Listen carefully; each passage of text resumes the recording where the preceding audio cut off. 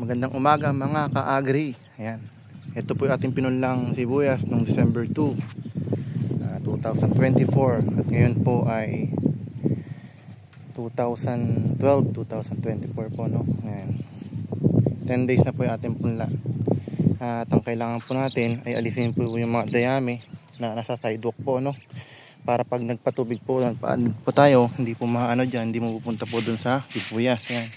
Yan, trabaho po natin, iwawalisan po natin mga ka-agri, ano? At mamayang hapon patataba na po natin to. Marami na rin po siyang damo. Ayan, no? Marami na po siyang damo. Pero madali lang naman pong patayin yan mga ka-agri. Ayan. Yan yung ating sibuyas na 1.5 lang po yung ating pinunla mga ka-agri, no? Hindi po tayo na namula ng marami ngayon kasi medyo malaki po ang puhunan sa sibuyas. Mag-focus lang po tayo sa maliit na area na pagtatamnan. At kung hindi po matatamnan yung ating bukid, magmumula lang po tayo ng sili kasi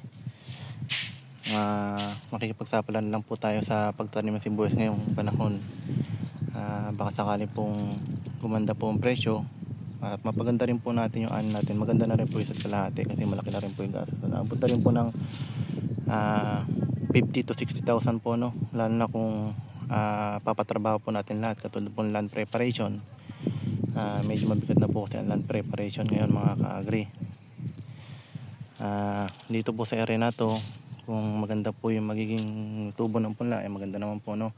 Magiging maganda po yung ani, kaya naman po manin to ng 120 to 150 po, no? Pag maganda po talaga, pinakamababa na po yung 80 to 70 rito na anihin, basta po maganda po yung naging tubo ng punla, maganda po yung naging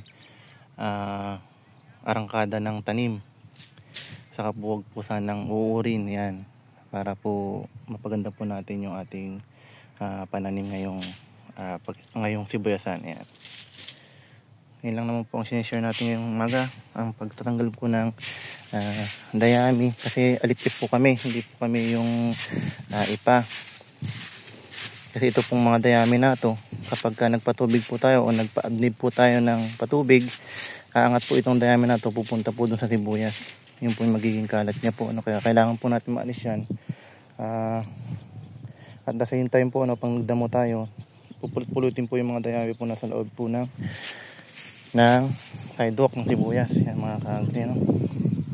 Mamaya magdadamo na tayo, mag-umpisa na tayo magdamo mga ka-agri. Konti na lang may paalisin natin ng dayami, yung tabukol. O yan, no?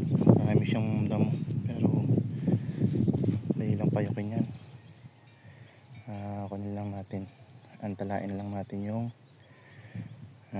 maliliit na damo. Kailangan po, no, mapagpalang umaga po sa atin lahat mga ka-agri, no? Sana patuloy po tayong pagbigyan ng magandang panahon at magandang ani ng Panginoon. At sana po sa mga kapwa ko farmers na nakikita yung video ko po, no, sana po paki-subscribe na lang po, paki-share na lang po yung ating video. Kailangan po, maraming po salamat. Magandang umaga po sa atin lahat and God bless.